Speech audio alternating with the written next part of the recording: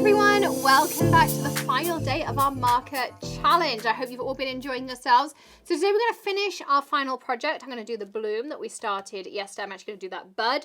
And then also you want to check out and look out for your invite to our final live event as well, which will have information on the giveaways we have going on and some other special things that we have reserved exclusively for alcohol marker challenge participants. So you can go check that out too.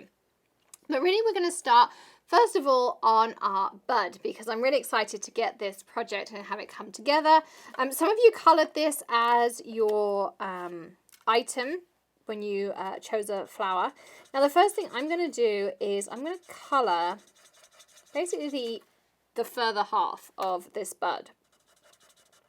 So, I mean, you don't have to be too precise, but I'm going to use that same technique, outline and fill. And really, I'm just kind of outlining around for now. I'm probably going to go down as far as here with our first set. And the reason I'm doing this one first is because this is going to be our darker side. So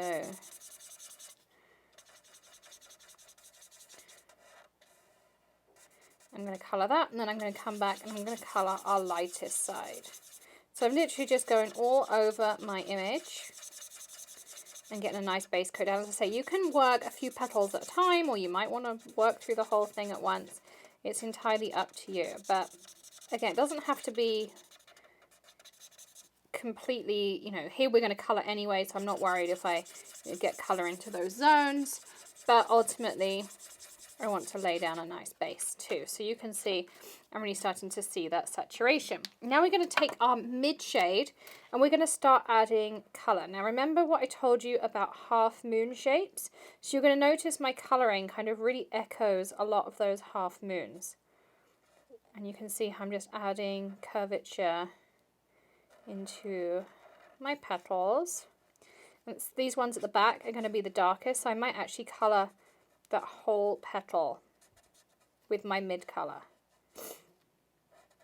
I still haven't got rid of this cold. And some half moon here, half moon in here. And you're going to want to make sure that you've touched really every single petal as well. And I'm going to go straight into my dark shade just because I want this side to be really dark. So you can see I'm just really more outlining because I have very small real estate in each of these petals. So there's not much more I can do other than add, you know, very kind of scratchy lines, which will add some nice texture in, or just some outlines. And you can see how I'm doing this. I'm also paying attention to where the petals might be curled over, so I want them a little bit lighter. Something like that I might want darker. Then I'll go back to my mid, and these ones, as I said, I'm going to keep totally in that mid and dark shade because these are going to be darker just being on this side of the flower.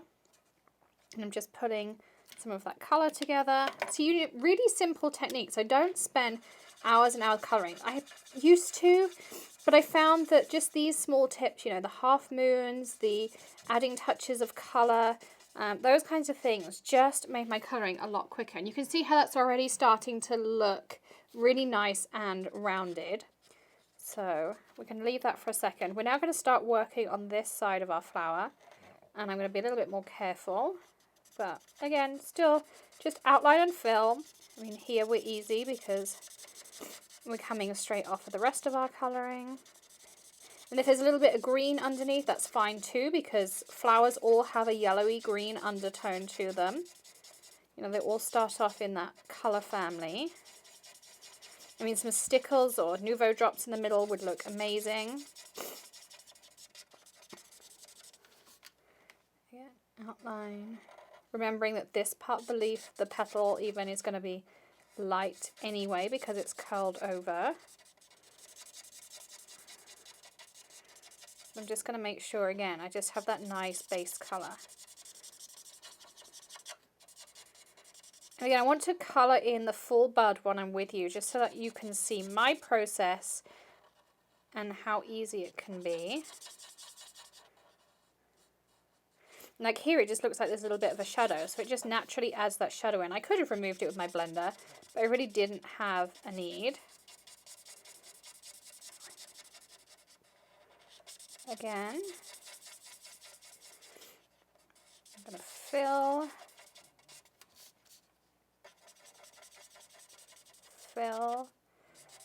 and that's it. That's my base colour down. And I can kind of see a couple of areas that are patchy, so I'm going to make sure,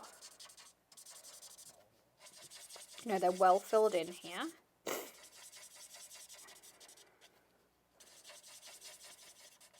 And you can always do that check on the reverse as well as to how you're getting on. And now we're going to work with our mid shade. So these are going to be slightly lighter petals because the side of the flower you're going to have less shadows on them. So for instance, I might want my half moons in here. Half moon. Half moon.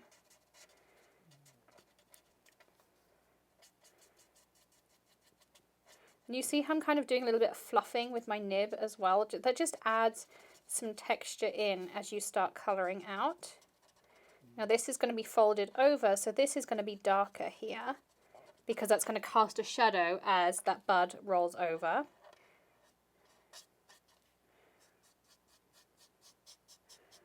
There's my half moon, my nice thick half moon. Again, it's going to be darker here because of that ruffled edge. Darker here because that curls over, and that's going to cast a shadow over here. You see that half moon's coming in again. Now this one's going to be dark because it's underneath all these petals, so I think I'm going to do that all with my mid colour. Again, shadow over here, and it's going to stop there. And some nice half moon shadowing. I might just do a bit of scratching in here just to add some fluff to it. So that's how I kind of start kind of marking my colours out. And I'm going to do the same. I'm going to go in here. So I know that this, for instance, is going to be dark because it's under all those layers.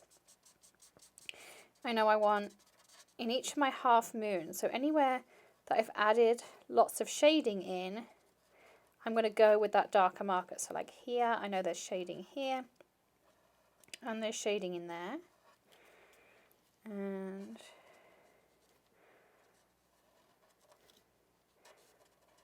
my bottom layer is drying out a little bit, so I might need to add some more of my lighter colour. But I'm just kind of sketching very lightly into those half moons, or anywhere where it's furled over, and I might need a little bit more texture. Like here. You can see how that kind of starts to go.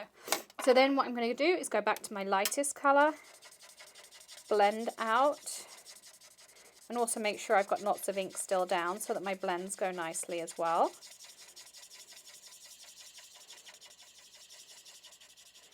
And anywhere I feel it's not smooth enough, I'm going to colour over it more. And the more you layer your lighter colours, the darker that will get as well. So you can add shading just with one pen too. So you can see here, like I'm just adding, some areas I might not colour over completely. I might just keep some of that shading in.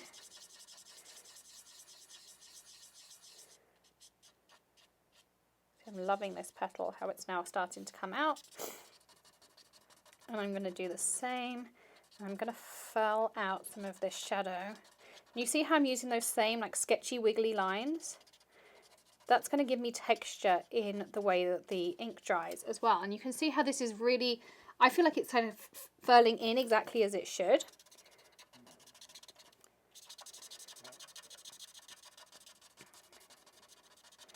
So I'm leaving some of the center of this petal very open and just blending out those outside edges. And in here, I might color over a second time anywhere that's furled over.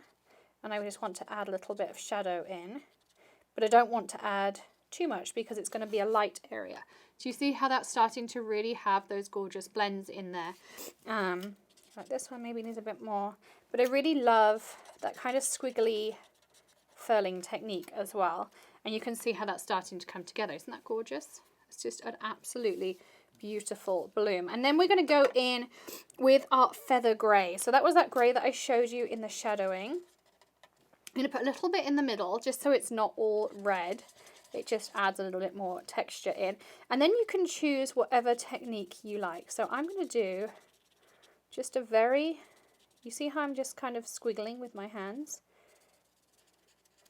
And all I'm doing is I'm just adding a little bit, and it's tiny. It's like 1/8 of an inch, a millimetre or two. It's tiny, tiny amounts around it. And what that's going to do is it's going to make it pop off the page. And I'm not outlining smoothly. You can see I have kind of a small sketch, almost like I have a shake in my hand.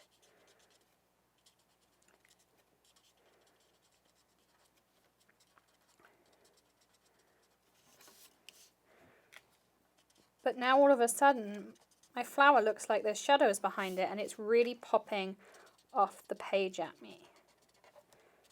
So I'm just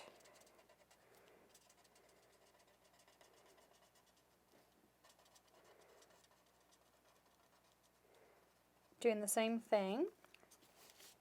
And I really find it hard sometimes to colour and talk. So I notice that when I've been editing these videos, that sometimes I just go quiet because I'm busy in the zone of colouring.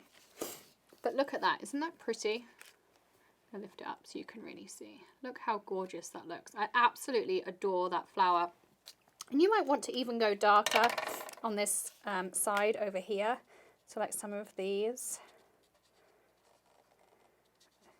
And the more you build up layers with your alcohol inks, the more intense and dark those colours are going to get. And remember my Y technique as well. Look, if you add your Ys in and you just kind of follow the natural flow of those petals. And some of them might have multiple in, just depending on, like this one, it's going to really have it there. This one has got very distinctive here. This one I feel, you'll kind of feel how that petal, I don't know, I don't want to say talks to you, but you'll just feel the kind of curves in it. And anyway it really comes out, that's where I add that Y detail.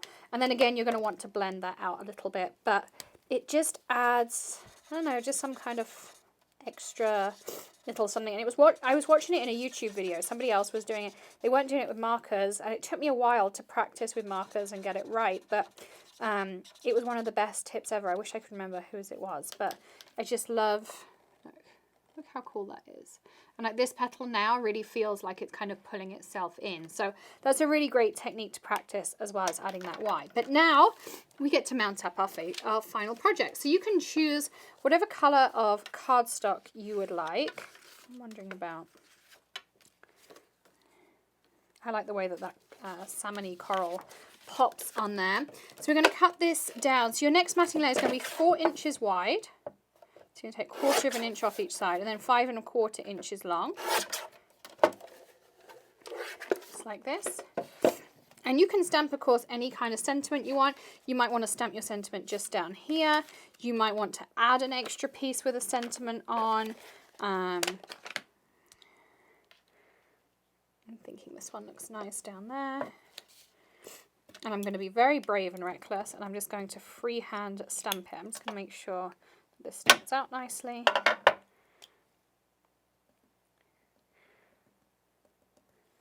try how that goes.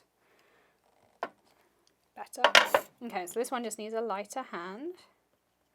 Of course, there's no way of knowing whether you've got the right light hand. I mean, I could use a Misty, that would be the sensible option, but that came out pretty well. And if it doesn't come out well, you just put a piece of paper over the top and it's a 3D sentiment. Easy, remember? Fix your mistakes. Okay, so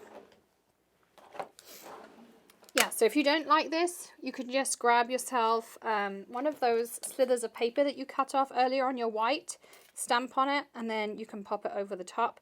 Or if you really hate it, of course, you could add a little detail in like that and then put your sentiment over the top of that as well. So there's always tons of ways to fix your cards as well. I am a big proponent for fixing mistakes and not editing out my mistakes either, so that you can always get to see them in videos. And I think that way, you know, it gives you confidence, because I used to watch big YouTubers and think, well, they never make a mistake in their cards. I always make mistakes in mine. And then I'd throw it in the trash and I'd start again. And I've started to realise, or I've realised I'm more than starstruck. I've realized that you really don't need to do that. So I'm just adding some tape on here. I've added and centered up. If you want my centering techniques, then you can grab those in our Essentials to Card Making class. But my favorite tip is lay your card base flat. So this is just one of the Nina pieces that's in your box. And if you lay it flat, it's much, much easier to get it right. Because if you have your card like this, it's always going to bounce. Even if you use a bone folder and it's nice and smooth, there's still a little bit of bounce in it, and that makes it really hard to get it centered up. Whereas if you lay it flat, it's going to lay flat, and then it's much easier to get it centered. There's no movement in it. But that is my final project. Isn't that gorgeous, that bloom there? I can't wait to see yours, and I also can't wait to see you all tomorrow. So be sure to check out that invite. It'll be in your email separately, and you can come and join us for that awesome live event. I'll see you then. Happy crafting. Bye.